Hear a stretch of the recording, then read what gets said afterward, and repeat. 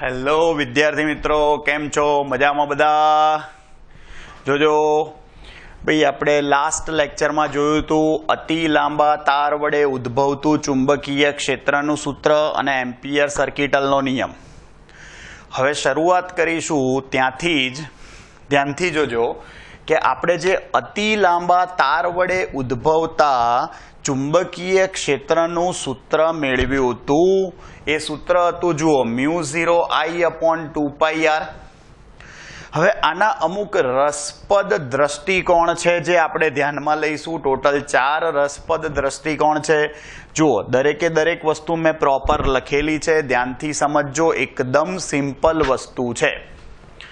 Okay, પહેલો રસપ્રદ દ્રષ્ટિકોણ એ છે કે તારની અક્ષ તરીકે લઈ આર અંતરે દોરેલા વર્તુળના દરેક બિંદુએ ચુંબકીય ક્ષેત્રનું મૂલ્ય સમાન હોય છે.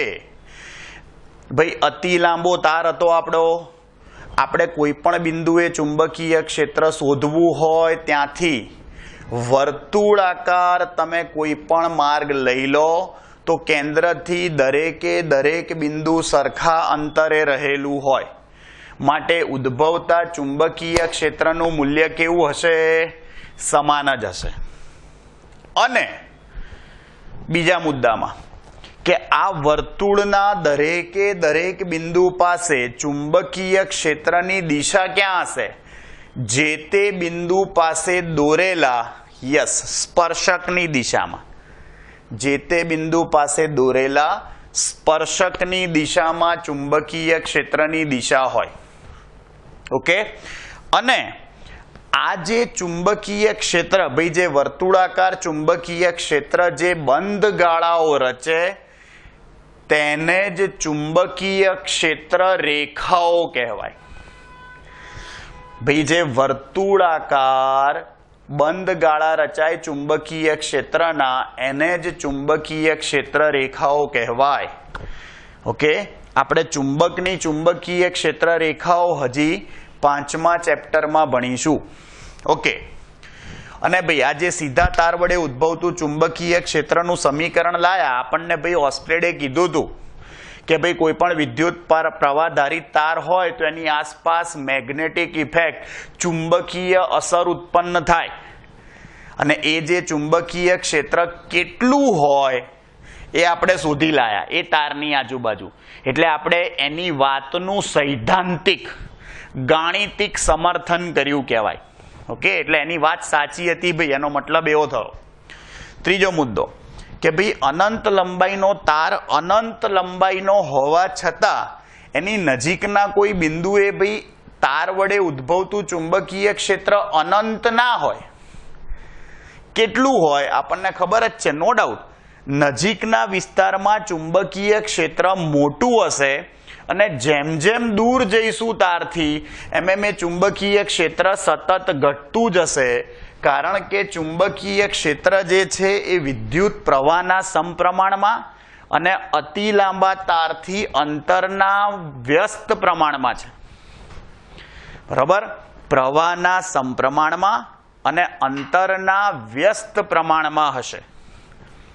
ઓકે, આ ખાસ ધ્યાન રાખજો.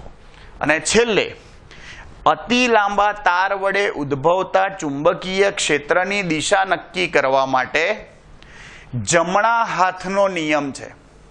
ધ્યાન રાખજો વિદ્યાર્થી મિત્રો, આ નિયમ એ રિંગ વડે ઉદ્ભવતા ચુંબકીય ક્ષેત્ર કરતા ઊંધો છે. યાદ કરાવો. જુઓ, રિંગમાં શું કરતા હતા આપણે? આ રહી તમારી રિંગ, આ રહ્યો પ્રવાહ. તો જમણા હાથની આંગળીઓને એવી રીતે ફેરવતા હતા, કેવી? એવી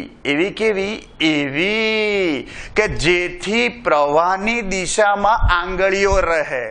તો આ જે અંગૂઠો છે એ શું બતાવે તમને? ચુંબકીય ક્ષેત્રની દિશા. અહીંયા ઊંધું છે. શું આવશે જોજો. જમણા હાથમાં વિદ્યુત પ્રવાહ ધારિત તારને એવી રીતે પકડો. કેવી? એવી રીતે. જોજો કેવી રીતે કે જેથી અંગૂઠો, જમણા હાથનો અંગૂઠો પ્રવાહની દિશામાં રહે. ધારો કે આપણો આ વિદ્યુત પ્રવાહ ધારિત તાર છે, આ જ દિશામાં પ્રવાહ પસાર થઈ રહ્યો છે. જમણો હાથ આ તારને એવી રીતે પકડો, જોજો અંગૂઠો પ્રવાહની દિશામાં રહે તો આ આંગળીઓ તારની આસપાસ વીંટળાય, એ દિશામાં જ ચુંબકીય ક્ષેત્ર રેખાઓ તારની આસપાસ વીંટળાયેલી હોય. જે દિશામાં પ્રવાહ છે એ દિશામાં જમણા હાથનો અંગૂઠો રહેવો જોઈએ. તો આંગળીઓ જમણા હાથની જે રીતે તારની આસપાસ વીંટળાય તે જ રીતે ચુંબકીય ક્ષેત્ર રેખાઓ તારની આસપાસ વીંટળાયેલી હોય છે. જુઓ શું થશે અહીંયા, જોજો આ તાર છે, ચુંબકીય ક્ષેત્ર રેખાઓ જુઓ એ અહીંથી બહાર આવી, એ આ બહાર આવી અને એ આ અંદર આવી અહીંથી. તો આ આ બહાર આવી તો જુઓ આ ટપકું અને એ આ ગોળ ફરીને અંદર આવી અને અંદર આવી તો શું આવે, ચોકડી. ખબર પડી? આ રીતે વીંટળાયેલી હોય. ક્લિયર? ધારો કે તાર આવી રીતે હોય, પ્રવાહ આ રીતે પસાર થતો હોય તો અંગૂઠો આમ રાખવાનો, તો એ આ બહાર આવી, એ ઉપરથી બહાર આવી અને ગોળ ફરીને એ નીચેથી અંદર જાય. તો એમાં ઉપર ટપકું આવે, નીચે ચોકડી આવે. ક્લિયર? આ ધ્યાન રાખજો. નિયમ શું થયો ફરી એકવાર કહું છું. જમણા હાથમાં વિદ્યુત પ્રવાહ ધારિત તારને એવી રીતે પકડો કે જેથી અંગૂઠો પ્રવાહની દિશામાં રહે. આ સ્થિતિમાં જમણા હાથની આંગળીઓ તારની આસપાસ જે રીતે વીંટળાય તે દિશામાં ચુંબકીય ક્ષેત્ર રેખાઓ તારની આસપાસ વીંટળાયેલી હોય છે. આ અત્યંત સિમ્પલ પણ રસપ્રદ દ્રષ્ટિકોણ છે અનંત લંબાઈના વિદ્યુત પ્રવાહ ધારિત તાર વડે ઉદ્ભવતું ચુંબકીય ક્ષેત્ર. હવે જોજો વિદ્યાર્થી મિત્રો, હવે બે બહુ જ અગત્યની વસ્તુઓ જોઈશું આપણે. એક છે સોલેનોઇડ અને બીજું છે ટોરોઇડ. ભાઈ બંને એકબીજાના, ભાઈ તમે સમજો કાકા બાપાના છોકરાઓ જ કહેવાય. સોલેનોઇડ અને ટોરોઇડ એ બંને ચુંબકીય ક્ષેત્ર ઉત્પન્ન કરવા માટે વપરાતી રચનાઓ છે. સાંભળજો. હવે આપણે એ બંને વડે ઉદ્ભવતા ચુંબકીય ક્ષેત્રો શોધવાના છીએ અને એ ચુંબકીય ક્ષેત્ર શોધવા માટે આપણે એમ્પિયર સર્કિટલના નિયમનો ઉપયોગ કરીશું, કારણ કે બંને ઊંચી સમમિતિ ધરાવતા ઉપકરણો છે. જોજો ધ્યાનથી. હવે સોલેનોઇડ એટલે શું અને એમાં ચુંબકીય ક્ષેત્ર કેવી રીતે ઉદ્ભવે સમજો ધ્યાનથી. સૌથી પહેલા સોલેનોઇડ એટલે શું જોજો. સોલેનોઇડની રચના આપણે કેવી હોય, વ્યાખ્યા શું છે?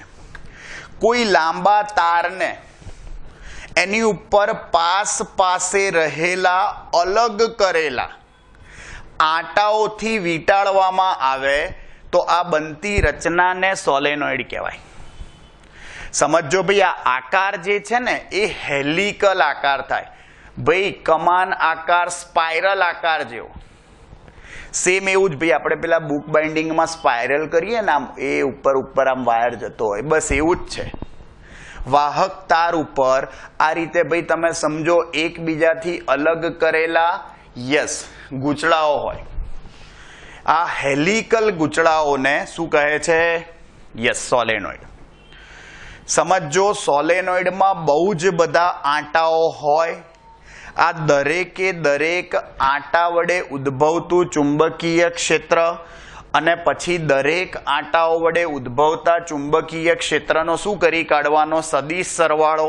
એટલે આપણને સોલેનોઇડ વડે ઉદ્ભવતું શું મળી જશે? કુલ ચુંબકીય ક્ષેત્ર. ઓકે, હવે જોજો ભાઈ, અહીંયા આગળ આપણે જે આ પહેલી આકૃતિ બતાવી છે એમાં ખાલી તમે સમજો આપણે બહાર આવતા તાર જ બતાવ્યા છે. જુઓ આ જે તાર છે ને, આ તાર બતાવ્યા છે આ બ્લુ કલરથી, એ બહાર આવતા તાર છે. ખરેખર જે તાર વળીને પાછા અંદર જશે આપણને દેખાશે નહીં. જુઓ તાર બહાર આવશે ઉપરથી એટલે ત્યાં ટપકા બતાવ્યા છે, નીચેથી તાર ક્યાં જશે? અંદર. એટલે ત્યાં ચોકડી બતાવી છે. અહીં અક્ષ પર જુઓ આ ચુંબકીય ક્ષેત્ર છે સોલેનોઇડની અંદરના વિસ્તારમાં. બીજી એક અગત્યની વસ્તુ, આપણે હંમેશા લાંબો સોલેનોઇડ લઈએ છીએ. અતિ લાંબો સોલેનોઇડ અથવા અનંત લંબાઈનો સોલેનોઇડ. એનો મતલબ શું? ત્રિજ્યાની સાપેક્ષમાં જો લંબાઈ બહુ વધારે હોય તો એવા સોલેનોઇડને અતિ લાંબો સોલેનોઇડ કહેવાય. ધારો કે ત્રિજ્યા 0.5 સેન્ટીમીટર હોય અને લંબાઈ 50 સેન્ટીમીટર હોય તો એને અતિ લાંબો સોલેનોઇડ જ કહેવાય. એવું જરૂરી નહીં કે 5-10 કિલોમીટર લાંબો હોય. ઓકે, ત્રિજ્યાની સાપેક્ષમાં લંબાઈ ખૂબ જ વધારે હોય તો તેવા સોલેનોઇડને શું કહેવાય? અતિ લાંબો સોલેનોઇડ. આપણે એના વડે ઉદ્ભવતું ચુંબકીય ક્ષેત્ર જ શોધીએ છીએ. એટલે જુઓ, અહીં આ જે અક્ષ છે ત્યાં આગળ ચુંબકીય ક્ષેત્ર રેખાઓ જુઓ સમાંતર છે. જેમ જેમ દૂર જતા જાઓ તેમ એમ ચુંબકીય ક્ષેત્ર રેખાઓ દૂર જતી જાય, ત્રિજ્યાવર્તી દૂર જશે ભાઈ. અને અગત્યની વસ્તુ જુઓ, ઉપર જુઓ આ ચુંબકીય ક્ષેત્ર રેખાઓ બંધ ગાળાઓ રચતી બતાવી છે. ઉપર ટપકા છે એટલે એ વિષમગળી છે, તો નીચે ચોકડી છે તો ત્યાં શું છે? સમગળી. દિશા વિરુદ્ધ થઈ જશે. ઓકે, હવે અહીં જુઓ આ જે આંટાઓ છે મેં તમને હમણાં જ કીધું અલગ કરેલા હેલિકલ. એટલે આંટાઓ ભેગા ના થઈ જાય, શોર્ટ ના થઈ જાય, એટલા માટે ભાઈ આંટા વીંટવા માટે ઇનેમલનો યુઝ થાય. ઇનેમલ એ બીજું કંઈ નથી ભાઈ, અવાહક પડ ચડાવેલ હોય એટલે ઇનેમલ વાળા તારનો ઉપયોગ કરવામાં આવે. એની ઉપર અવાહક પડ ચડાયેલું હોય જેથી આંટાઓ બધા એકબીજા સાથે ભેગા ના થઈ જાય અને શોર્ટ સર્કિટ ના થાય. માટે ઇનેમલનો યુઝ કરવામાં આવે જેથી આંટાઓ એકબીજા સાથે અવાહક સંપર્કમાં રહે. બરોબર. અને હવે આકૃતિ બી માં આપણે ચુંબકીય ક્ષેત્ર રેખાઓ દર્શાવી છે. આ ટપકા છે, ફરીવાર આ ચોકડી છે. એ જ વસ્તુ થઈ આમ જોવા જાવ તો ચુંબકીય ક્ષેત્ર રેખાઓ જુઓ, જે પી બિંદુ છે એ અક્ષનું મધ્ય બિંદુ છે. ત્યાં ચુંબકીય ક્ષેત્ર ભાઈ તમે સમજો કેવું હશે? નિયમિત હશે, પ્રબળ હશે અને અક્ષની દિશામાં હશે. આ તમારું ચુંબકીય ક્ષેત્ર. આપણે નોર્મલી અક્ષ પર જ ચુંબકીય ક્ષેત્ર શોધવાનું હોય છે, કારણ કે પ્રેક્ટિકલી અતિ લાંબા સોલેનોઇડની બહારના વિસ્તારમાં ઉદ્ભવતું ચુંબકીય ક્ષેત્ર લગભગ શૂન્ય જ હોય છે. અહીંયા બી આપણે બતાવ્યું છે, જુઓ બહારના વિસ્તારમાં ચુંબકીય ક્ષેત્ર ઘટી જશે. ઉપર ટપકા છે એટલે આ વિષમગળી દિશા છે, આ ચોકડી છે સમગળી દિશામાં. ઉપરથી તાર બહાર આવશે, નીચેથી તાર અંદર જશે. ઓકે, તો જુઓ બહારના બિંદુઓ, આ જે ક્યુ જેવા બિંદુઓ છે ને અહીંયા હોય, અહીંયા હોય, જે અક્ષથી દૂર છે એ બહારના બિંદુઓએ ઉદ્ભવતું ચુંબકીય ક્ષેત્ર પ્રમાણમાં ખૂબ જ નબળું હોય. ઓકે, પરંતુ મોટે ભાગે ક્યાં હોય તો સોલેનોઇડની અક્ષને સમાંતર જ ભાઈ. અહીં સોલેનોઇડને લંબ ઘટકો હોતા નથી. હોય તો ક્યાં હોય? સોલેનોઇડની અક્ષને સમાંતર જ ઘટકો હોય. ઓકે, આ ખાસ ધ્યાન રાખજો. આ તમારું સોલેનોઇડ જોયું. અને હવે અતિ લાંબા સોલેનોઇડ વડે ઉદ્ભવતા ચુંબકીય ક્ષેત્રનું સૂત્ર મેળવીશું. બહુ જ અગત્યની થિયરી છે તમારી, અને મેળવીશું એ એમ્પિયર સર્કિટલના નિયમની મદદથી. બરોબર, ચાલો જોઈએ.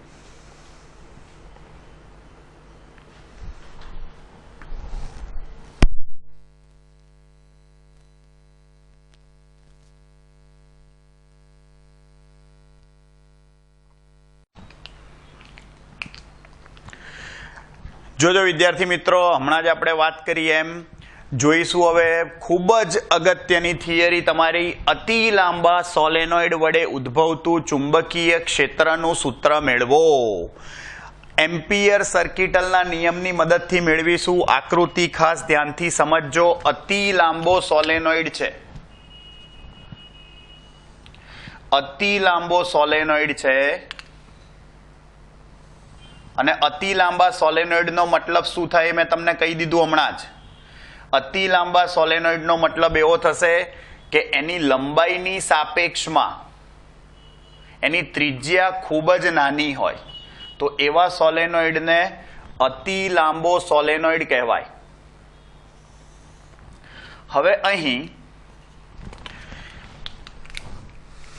જે તાર બહાર આવતા હશે, તાર ઉપરથી બહાર આવશે અને નીચેથી તાર અંદર જશે, માટે બહાર આવતા તારને આપણે ટપકા વડે દર્શાવીએ છીએ અને અંદર દાખલ થતા તારને ચોકડી વડે દર્શાવીએ છીએ. અહીંયાથી તાર અંદર દાખલ થશે માટે અહીં ચોકડી વડે દર્શાવીશું. બહાર આવતા તારને ટપકા વડે દર્શાવીશું. સિમ્પલ. ધ્યાનથી સમજો. અહીં ઉદ્ભવતું ચુંબકીય ક્ષેત્ર અક્ષની દિશામાં, આ રહ્યું તમારું ચુંબકીય ક્ષેત્ર. જોજો, ચુંબકીય ક્ષેત્રની દિશા એક્સ અક્ષ પર છે, અક્ષની દિશામાં. આ રહી ચુંબકીય ક્ષેત્રની દિશા બી. હવે અતિ લાંબા સોલેનોઇડ નું ચુંબકીય ક્ષેત્ર શોધવા માટે એમ્પિરિયન લૂપ લઈ લઈશું. અને એમ્પિરિયન લૂપ તમારી આ રહી એમ્પિરિયન લૂપ. લંબચોરસ એમ્પિરિયન લૂપ લીધેલ છે.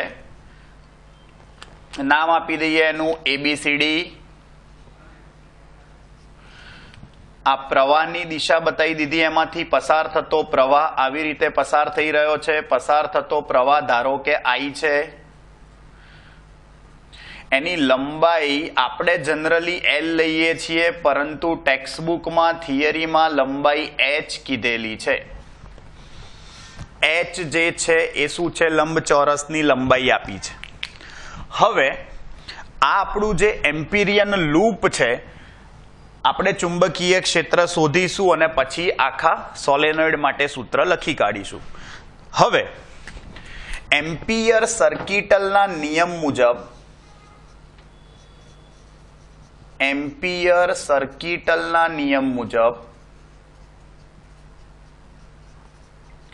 બંધ માર્ગ પર B.dl is equal to μ0 IE લખાશે. IE એટલે I એન્ક્લોઝડ, એટલે કે એમ્પિરિયન લૂપમાંથી પસાર થતો પ્રવાહ. ધ્યાનથી સમજો. ડાબી બાજુએ જે બંધ માર્ગ પરનું ચુંબકીય ક્ષેત્રનું રેખા સંકલન છે તે દર્શાવીશું B.dl બંધ માર્ગ પર. અહીં બંધ માર્ગ, ધ્યાનથી સમજો, અહીં બંધ માર્ગ કોના વડે રચાય છે? AB, BC, CD અને DA. આ લંબચોરસ લૂપ જે છે એ તમારું એમ્પિરિયન લૂપ દર્શાવે છે. માટે બંધ માર્ગ પર B.dl શોધવા માટે A થી B, B થી C, C થી D અને D થી A, આ દરેકે દરેકનું ચુંબકીય ક્ષેત્રનું રેખા સંકલન કરવાથી આખા એમ્પિરિયન લૂપનું તમને ચુંબકીય ક્ષેત્રનું રેખા સંકલન મળી જશે. જોજો, તો અહીં શું આવશે? ઇન્ટિગ્રેશન A થી B, B.dl પ્લસ સંકલન B થી C, B.dl સંકલન C થી D, B.dl પ્લસ સંકલન D થી A, B.dl. ધ્યાનથી જોજો, જમણી બાજુએ તમે જે લખી રહ્યા છો એમાં બંધ માર્ગ નથી બતાવવાનો, કારણ કે આ બધા જુદા જુદા માર્ગો છે. A થી B, B થી C, C થી D અને D થી A. એ બધાનો સરવાળો કરો ત્યારે જઈને એ બંધ માર્ગ પરનું ચુંબકીય ક્ષેત્રનું રેખા સંકલન થશે. હવે ભાઈ આપણો જે CD ભાગ દેખાય છે તમને, જુઓ, એ રહ્યો CD વાળો ભાગ. ભાઈ એ તો ગામની બહાર છે ભાઈ. એનો મતલબ કે ત્યાં આગળ ચુંબકીય ક્ષેત્ર જ ના હોય. અને ભાઈ ચુંબકીય ક્ષેત્ર જ ના હોય તો શેનું રેખા સંકલન? મતલબ કે આ જે C થી D B.dl દેખાય છે, જ્યાં ઇન્ટિગ્રેશન C થી D B.dl એ ભાગ હવામાં હોવાથી ત્યાં ચુંબકીય ક્ષેત્ર જ શૂન્ય હોય. C થી D ચુંબકીય ક્ષેત્ર જ શૂન્ય છે, માટે એનું રેખા સંકલન શૂન્ય જ આવશે. હવે બીજા બે ભાગ જોજો ભાઈ. એક છે તમારો B થી C વાળો ભાગ અને બીજો છે D થી A વાળો ભાગ. ભાઈ આ B થી C અને D થી A વાળો ભાગ છે, એમાં બી અડધો ભાગ આ જે ભાગ છે એ ક્યાં છે? જુઓ, બહારના વિસ્તારમાં. જે ભાગ બહારના વિસ્તારમાં છે એના વડે કોઈ ચુંબકીય ક્ષેત્ર ના ઉદ્ભવે, એટલે કોઈ રેખા સંકલન ના મળે. પરંતુ જે ભાગ અંદર છે સોલેનોઇડની, એને પણ ધ્યાનથી જુઓ. ચુંબકીય ક્ષેત્ર આપણું આ દિશામાં છે, એ આ જોજો. આ BC ભાગ ક્યાં છે? BC ભાગ છે આ રહ્યો, અને DA ભાગ છે આ રહ્યો, આ રહ્યો અને આ. ભાઈ આ તો બંને ચુંબકીય ક્ષેત્રને કેવા થયા? 90 ડિગ્રી. ભાઈ બંને પરસ્પર ચુંબકીય ક્ષેત્રને લંબ થાય. આનો મતલબ એવો થયો કે આ જે બે ભાગ છે, કયા કયા જોજો. એક છે આપણો B થી C અને બીજો છે D થી A. એ બંનેમાં B અને DL પરસ્પર લંબ હોવાથી BDL cos 90 થશે, અને એવું ને એવું જ D થી A BDL cos 90 થશે. અને ભાઈ cos 90 ની કિંમત શું થઈ જાય? 0. તો એનો મતલબ કે એના વડે પણ કોઈ ચુંબકીય ક્ષેત્રનું રેખા સંકલન ઉદ્ભવશે નહીં. તો ખાલી કયો ભાગ રહ્યો? A થી B. ખાલી A થી B ભાગ જુઓ. A થી B પણ અહીંયા જુઓ ચુંબકીય ક્ષેત્રની દિશામાં જ છે, અને ચુંબકીય ક્ષેત્રની દિશામાં હોય તો બંને પરસ્પર સમાંતર થઈ જશે, અને માટે સંકલન A થી B B.dl માં BDL cos 0 આવશે. cos 0 1 થશે, ચુંબકીય ક્ષેત્ર અચળ કૂદીને બહાર, અને A થી B DL. જુઓ ધ્યાનથી, આ A થી B જે છે એ DL સૂક્ષ્મ ખંડો ભેગા કરો તો શું બની જશે? લંબાઈ. અને લંબાઈ શું છે અહીં? h. તો એનો મતલબ ઇન્ટિગ્રેશન DL ની જગ્યાએ શું કહેવાય? h. એનો મતલબ એવો થયો, જોજો, ખાલી આની કિંમત જ તમને B × h મળી. બાકી આ પણ 0 છે, આ પણ 0 છે અને આ પણ 0 છે. તો ફાઇનલી આપણને ચુંબકીય ક્ષેત્રનું આખા એમ્પિરિયન લૂપ ઉપર B.dl કેટલું મળ્યું? ખાલી B × h જ. ધ્યાનથી સાંભળજો.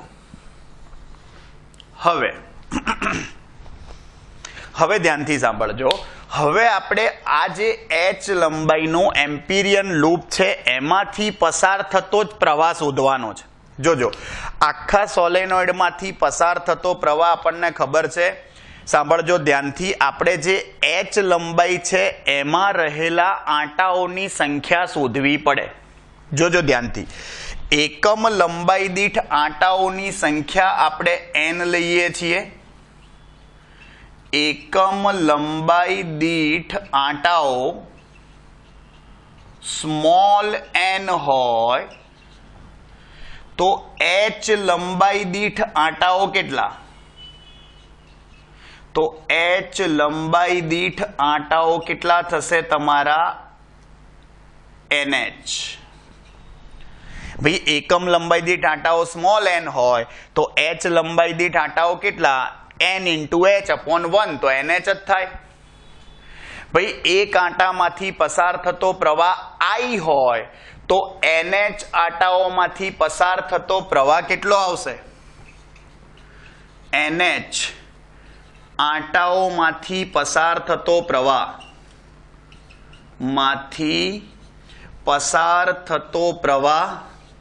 એ આપણો IE આવશે, એટલે કે એન્ક્લોઝ લૂપ, ગાળામાંથી પસાર થતો પ્રવાહ, એમ્પિરિયન લૂપમાંથી પસાર થતો પ્રવાહ, એક આંટામાંથી પસાર થતો પ્રવાહ I, તો NH આંટામાંથી પસાર થતો પ્રવાહ કેટલો? નહીં, એટલે કે NHI, એટલે IE શું થશે? નહીં. એક આંટામાંથી પસાર થતો પ્રવાહ I હતો, તો NH માંથી પસાર થતો પ્રવાહ કેટલો? નહીં. જોજો, તો હવે ભાઈ આ બંને કિંમતો મૂકી દો, તો આપણો એમ્પિયર સર્કિટલનો નિયમ તો શું કે? જુઓ, ફરી એક વખત લખું, બંધ માર્ગ પર B.dl બરાબર μ0 IE, કિંમતો મૂકી દો ભાઈ. તો ઇન્ટિગ્રેશન B.dl જે છે બંધ ગાળા પર, એનો જવાબ તો શું હતો? B × H μ0, અને IE શું થાય? નહીં ભાઈ, આ બંને બાજુથી H ખલાસ, કેન્સલ થઈ ગયા H. તો જુઓ, આપણું અતિ લાંબા વિદ્યુત પ્રવાહ ધારિત સોલેનોઇડ વડે ઉદ્ભવતા ચુંબકીય ક્ષેત્રનું સૂત્ર આવી ગયું. શું આવ્યું સૂત્ર? જુઓ, યાદ રાખવા માટે ભાઈ, તો ગીત સાંભળ્યું હશે ને, મુન્ની બદનામ હુઈ ડાર્લિંગ તેરે લીએ. ભાઈ સૂત્ર આવ્યું આપણું મુન્ની બદનામ.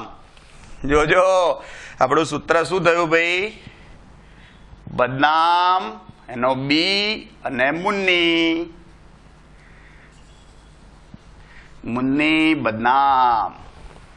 ભાઈ જ્યાં μ0 શૂન્યાવકાશની પરમિએબિલિટી, I પસાર થતો પ્રવાહ, અને ખાસ ધ્યાન રાખજો, જ્યાં સ્મોલ n ભાઈ આ અતિ લાંબા સોલેનોઇડ વડે ઉદ્ભવતું ચુંબકીય ક્ષેત્ર છે, વડે ઉદ્ભવતું ચુંબકીય ક્ષેત્ર, અને જ્યાં સ્મોલ n, આ સ્મોલ n એકમ લંબાઈ દીઠ આંટાઓની સંખ્યા છે,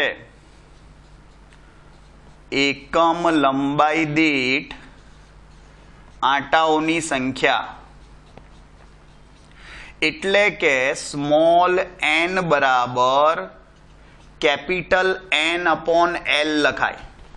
ધારો કે આખા સોલેનોઇડની લંબાઈ L હોય, તો એકમ લંબાઈ દીઠ આંટાઓની સંખ્યા, આપણે આંટાઓની સંખ્યાને કેપિટલ N વડે અને એકમ લંબાઈ દીઠ આંટાઓની સંખ્યાને સ્મોલ n વડે દર્શાવીએ છીએ. ધ્યાન રાખજો ખાસ. એટલે આ તમારું સૂત્ર થયું. જુઓ, સિમ્પલ ભાઈ, સૂત્ર યાદ રાખવા માટે એકદમ ઈઝી છે, મુન્ની બદનામ. ઓકે, જુઓ સિમ્પલ ભાઈ, આની ઉપરથી આપણા બે મસ્ત નાનકડા એકદમ ક્યુટ દાખલા છે, એ જોઈ લઈશું આપણે. જુઓ, સૌથી પહેલા છે તમારો ઉદાહરણનો દાખલા નંબર 9મો. જોજો ભાઈ, તમારો ઉદાહરણનો દાખલા નંબર 9 શું કહે છે? અતિ લાંબા સોલેનોઇડ વડે ઉદ્ભવતા ચુંબકીય ક્ષેત્રનો દાખલો છે આપણો ઉદાહરણનો 9મો દાખલો. જોજો, રકમ શું કહે છે આપણને? 1 સેન્ટીમીટર ત્રિજ્યા. ભાઈ ત્રિજ્યા અહીંયા આગળ આપણને આપી છે 1 સેન્ટીમીટર. ઉદાહરણ 9, ત્રિજ્યા 1 સેન્ટીમીટર છે. તમે R અથવા A બંને લખી શકો. મીટરમાં લખો તો 0.05 મીટર લખાય, અને 0.5 મીટર લંબાઈનો સોલેનોઇડ. ભાઈ જુઓ, અહીંયા આગળ આને અતિ લાંબો સોલેનોઇડ કહી શકાય, કારણ કે લંબાઈની સાપેક્ષે ત્રિજ્યા નાની છે. ઓકે, અને સોલેનોઇડમાં કેટલા આંટાઓ આપ્યા છે? જોજો, કેપિટલ N 500 આંટાઓ આપ્યા છે. 500 આંટાઓ છે સોલેનોઇડમાં. તેમાંથી 5 એમ્પિયર વિદ્યુત પ્રવાહ પસાર થાય છે. ભાઈ તેમાંથી 5 એમ્પિયર વિદ્યુત પ્રવાહ પસાર થાય છે. તો સોલેનોઇડની અંદર ઉદ્ભવતું ચુંબકીય ક્ષેત્ર શોધવાનું છે. ભાઈ સોલેનોઇડની અંદર ઉદ્ભવતું ચુંબકીય ક્ષેત્ર એટલે કે બી શોધવાનું છે. કેટલા ટેસ્લા થાય? સિમ્પલ ભાઈ, અતિ લાંબા સોલેનોઇડ વડે ઉદ્ભવતું ચુંબકીય ક્ષેત્ર, અતિ લાંબા સોલેનોઇડ વડે ઉદ્ભવતું ચુંબકીય ક્ષેત્ર બી ઇઝ ઇક્વલ ટુ શું થાય ભાઈ? મુન્ની બદનામ. જોજો ભાઈ, તો મુન્ની બદનામ થઈ જશે, એમાં તમારો આન્સર આવી જશે ભાઈ. જ્યાં એકમ લંબાઈ દીઠ આંટાઓની સંખ્યા થશે. સ્મોલ n શું છે ભાઈ? એકમ લંબાઈ દીઠ આંટાઓની સંખ્યા. ભાઈ કિંમત મૂકી દો. μ0 એકમ લંબાઈ દીઠ આંટાઓની સંખ્યા શું આવશે ભાઈ? μ0 કેટલા? 4π10⁻⁻7. આંટાઓની સંખ્યા કેટલી છે ભાઈ? 500. પસાર થતો પ્રવાહ કેટલો છે ભાઈ? 5 એમ્પિયર ભાગ્યા લંબાઈ કેટલી છે? 0.5. ભાઈ જુઓ, સાદું રૂપ આપીને આનો જવાબ લાવો. તમારો જવાબ આવશે 2.5 જોજો અહીંયા આગળ 1 સેન્ટ, સોરી, આ 6.28 10 - 3 ટેસ્લા જવાબ આવશે તમારો. 6.28 10 - 3 ટેસ્લા. ગણતરી કરજો, એકદમ સિમ્પલ છે ભાઈ. પાઈની કિંમત 3.14 મૂકી દેજો. છેલ્લે જવાબ તમારો 2π10⁻³ આવશે અને 2π એટલે 6.28. અને જુઓ, બીજો દાખલો છે ભાઈ તમારો આવો જ, અને એ છે તમારો સ્વાધ્યાયનો દાખલા નંબર 8મો. એ છે ભાઈ તમારો સ્વાધ્યાયનો 8મો દાખલો. જોજો શું કહે છે. સેમ ટુ સેમ દાખલો છે ભાઈ, સ્વાધ્યાયનો દાખલા નંબર 8. આવું કહે છે તમને, 80 સેન્ટીમીટર લંબાઈના એક સોલેનોઇડ પર પાસે દરેક 400 આંટાવાળા 5 આવરણ વીંટાળ્યા છે. જોજો, કહાની में ट्विस्ट थोड़ा सा मस्त सवाल છે. 400 આંટાવાળા 5 આવરણ વીંટાળ્યા છે. ભાઈ એક આવરણમાં 400 આંટા, તો 5 આવરણમાં કેટલા આંટા? એ ટોટલ આંટાઓની સંખ્યા થઈ. સાંભળજો, એટલે શું કરવું પડશે? અહીંયા જુઓ, ત્રિજ્યા કેટલી આપી છે ભાઈ આપણને? સોરી, લંબાઈ છે અહીંયા આગળ ભાઈ 80 સેન્ટીમીટર. એને મીટરમાં ફેરવો તો 0.8 મીટર કહેવાય. અને જોજો, કુલ આંટાઓની સંખ્યા, ભાઈ કુલ આંટાઓની સંખ્યા કઈ રીતે શોધવાની? જોજો, તો કે એક આવરણમાં 400 આંટા અને એવા ગુણ્યા 5 આવરણ કરવા પડે. તો ટોટલ તમારા ભાઈ 2000 આંટાઓ થશે. આ સોલેનોઇડમાં રહેલા આંટાઓની કુલ સંખ્યા થઈ. સોલેનોઇડનો વ્યાસ આપ્યો છે. જોજો, સોલેનોઇડનો વ્યાસ 1.8 સેન્ટી. ભાઈ અહીંયા વ્યાસ અને ત્રિજ્યાનું કોઈ કામ નથી, કારણ કે લંબાઈની સાપેક્ષે ભાઈ ત્રિજ્યા બહુ નાની થઈ, એટલે આને પણ અતિ લાંબો સોલેનોઇડ જ કહેવાય. જો સોલેનોઇડમાંથી 8 એમ્પિયર વિદ્યુત પ્રવાહ વહેતો હોય તો તેના કેન્દ્ર પાસે બીનું મૂલ્ય શોધો. એ જ થયું ભાઈ, કેન્દ્ર પાસે બીનું મૂલ્ય તમારે શોધવાનું છે. કેટલા ટેસ્લા થાય? ફરી વખત, અતિ લાંબા સોલેનોઇડ વડે ઉદ્ભવતું ચુંબકીય ક્ષેત્ર, અતિ લાંબા સોલેનોઇડ વડે ઉદ્ભવતું ચુંબકીય ક્ષેત્ર. જોજો ભાઈ, ફરીવાર ભાઈ, मुन्नी बदनाम हुई डार्लिंग तेरे लिए. फरीवार भाई मुन्नी बदनाम, एम आपणो जवाब आई जैसे. जोजो, सिंपल. फरीवार, ज्यां स्मॉल एन शू कहेवाय भाई? एकम लंबाई दीठ आंटाओनी संख्या. आवुं लई लो. शू थशे? तो भाई बी बराबर μ0 n नी जग्याए n/l थशे इंटू आई. μ0 4 પાઈ 10⁻⁻7 આંટાઓની સંખ્યા કેટલી છે ભાઈ 2000. પ્રવાહ કેટલો છે 8 એમ્પિયર અને લંબાઈ કેટલી છે ભાઈ 0.8 સેન્ટીમીટર ને મીટરમાં ફેરવવા પડે ભાઈ પછી લખવાનું. તો જુઓ ભાઈ તમારો જવાબ શું આવશે અહીંયા 2.5 10⁻2 ટેસ્લા. 2.5 10⁻2 ટેસ્લા.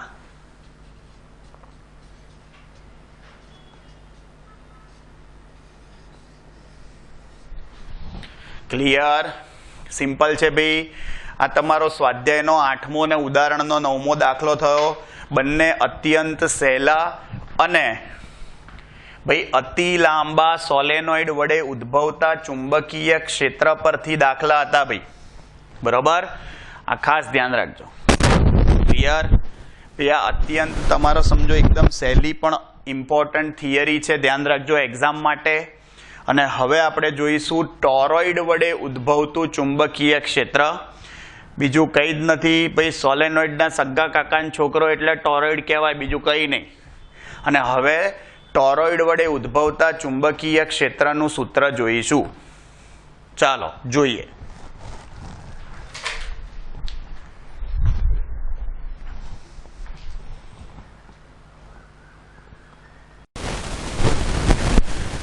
જોજો હવે જોઈશું ટોરોઇડ વડે ઉદ્ભવતા ચુંબકીય ક્ષેત્રનું સૂત્ર મેળવો.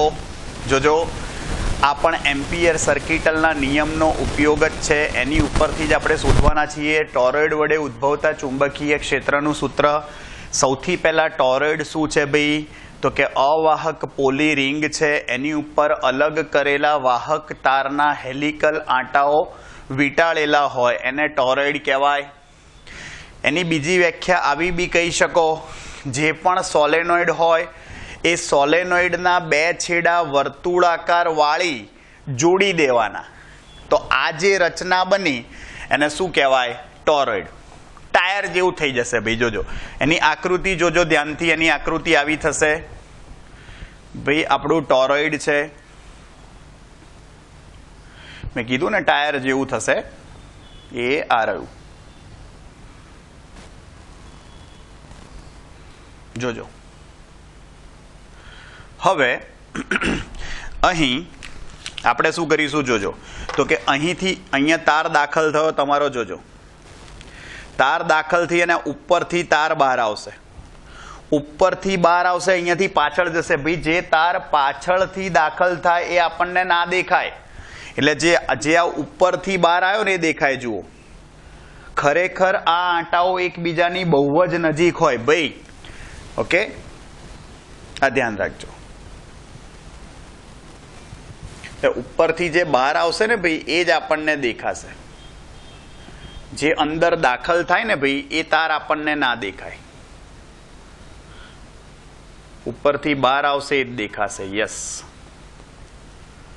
અને આ રહ્યો ભાઈ. જુઓ તમે અહીંયા આગળ પ્રવાહ પસાર કરો એટલે જે પણ વિદ્યુત પ્રવાહ પસાર કરવામાં આવશે, ધ્યાનથી જોજો, એ પ્રવાહ આવી રીતે આમ ગોળ ફરતો ફરતો ફરતો ફરતો એ ઉપરથી બહાર આવશે. તો આ તમારો વિદ્યુત પ્રવાહ અહીં બહાર આવ્યો. હવે આ ટોરોઇડ વડે ઉદ્ભવતું આપણે ચુંબકીય ક્ષેત્ર શોધવું હોય, ધ્યાનથી સમજજો. બીજી આકૃતિ દોરીશું ભાઈ. એનો ટોપ વ્યૂ બતાવીશું. જોજો આ રહ્યું ટોરોઇડનું કેન્દ્ર. કેન્દ્રથી આ જે અંતર છે એ R1 છે. મતલબ કે ટોરોઇડની અંદરની ત્રિજ્યા છે. અને આ ટોરોઇડની બહારની ત્રિજ્યા છે R2. જોજો આપણે અહીં કેન્દ્રથી R અંતરે એટલે કે આ અહીંયા R અંતરે આપણે શું કરીએ છીએ? યસ,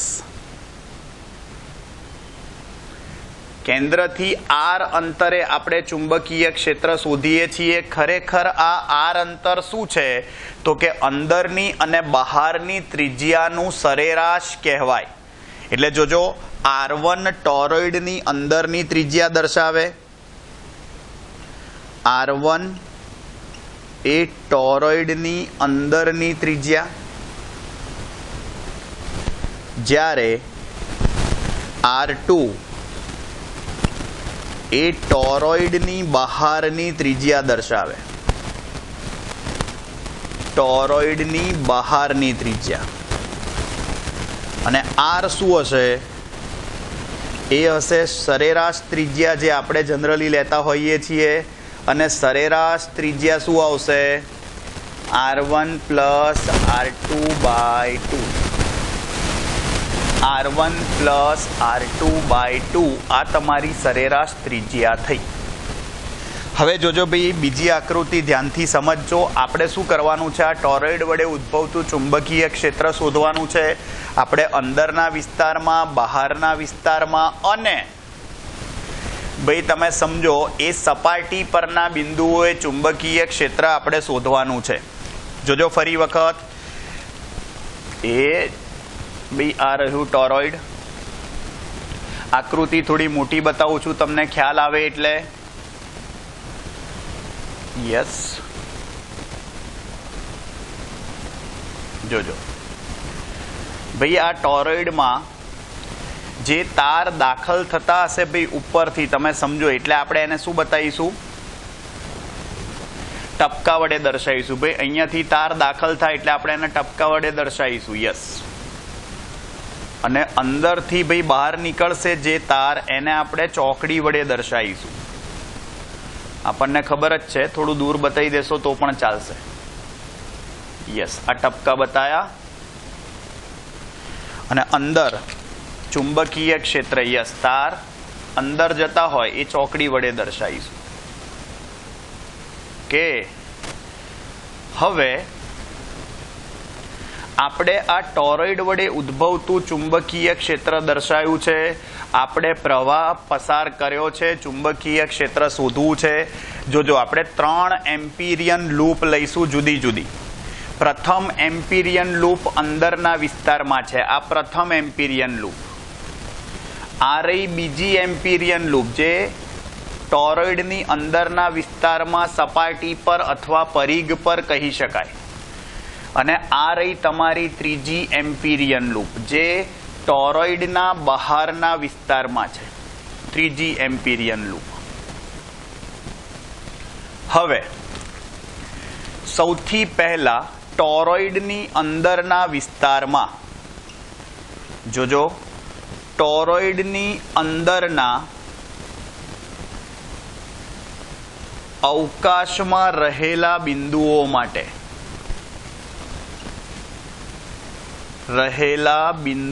માટે આપણે ચુંબકીય ક્ષેત્ર શોધવું છે. ભાઈ જોજો ધ્યાનથી, મેં ટોરોઇડની અંદરના અવકાશમાં રહેલા બિંદુઓ લખ્યું છે. અવકાશ એટલે આ રહ્યું ભાઈ, ત્યાં કશું નહીં, હવા જ છે.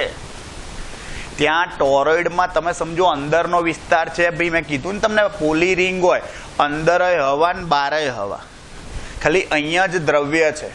તો એનો મતલબ શું થયો ભાઈ? ભાઈ એમ્પિયર સર્કિટલના નિયમ મુજબ,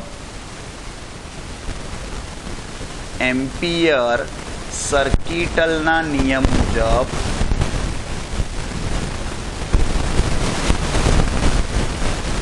જોજો ધ્યાનથી ભાઈ, શું થશે અહીં? બંધ માર્ગ પર B.dl = μ0 IE. પરંતુ અવકાશમાં રહેલા બિંદુઓ માટે IE બરાબર 0 હોય. ભાઈ ત્યાં વિદ્યુત પ્રવાહ જ પસાર નથી થતો. અને જો કોઈ વિદ્યુત પ્રવાહ પસાર ન થતો હોય તો એનો મતલબ IE 0 થઈ જશે. માટે ડાબી બાજુએ ઇન્ટિગ્રેશન B.dl cos 0, ભાઈ સ્પર્શક અને dl એક જ દિશામાં હોય, આપણને ખબર છે. B.dl cos 0 1 થાય. B અચળ બહાર લઈ લીધું, ઇન્ટિગ્રેશન dl, પણ આ μ0 IE 0 થઈ જશે. તો એનો મતલબ કે આ 0 થઈ ગયું. ઇન્ટિગ્રેશન dl નીચે નાખી દો તો ચુંબકીય ક્ષેત્ર 0 જ આવે. એટલે કે ટોરોઇડની અંદર જે અવકાશમાં રહેલું બિંદુ છે, એટલે કે આ પ્રથમ એમ્પિરિયન લૂપ માટે ચુંબકીય ક્ષેત્ર શું હશે? 0. બીજું, ટોરોઇડની બહારના અવકાશમાં રહેલા બિંદુઓ માટે ફરી વખત સેમ વસ્તુ થશે, કારણ કે બહારના વિસ્તારમાં બંધ માર્ગ પર B.dl is equal two mu 0 IE. ફરી વખત બહારના વિસ્તારમાં, ટોરોઇડની બહારના વિસ્તારમાં પણ વિદ્યુત પ્રવાહ ના હોય માટે B.dl મ્યુ 0 IE. ફરી વખત એમ્પિરિયન લૂપ જે 3 છે એની સાથે સંકળાયેલો પ્રવાહ પણ શૂન્ય જ હોય માટે ચુંબકીય ક્ષેત્ર ઉદ્ભવશે નહીં. પરિણામી ચુંબકીય ક્ષેત્ર બહારના વિસ્તારમાં પણ શૂન્ય જ હશે. અને ટોરોઇડ જે છે એની સપાટી પરના અંદરના બિંદુઓ, એટલે આપણી ભાષામાં તમે સમજો કેન્દ્રથી લો તો પરિઘ પરના બિંદુઓ ટોરોઇડની અંદરના વિસ્તારમાં, ટોરોઇડની અંદરના વિસ્તારમાં ચુંબકીય ક્ષેત્ર કેન્દ્રથી અંતર જે છે એ ધારો કે કેન્દ્રથી અંતર આપણે આ બીજી એમ્પિરિયન લૂપનું R લઈ લઈએ, R. તો એમ્પિયર સર્કિટલના નિયમ મુજબ B.dl is equal two mu 0 IE,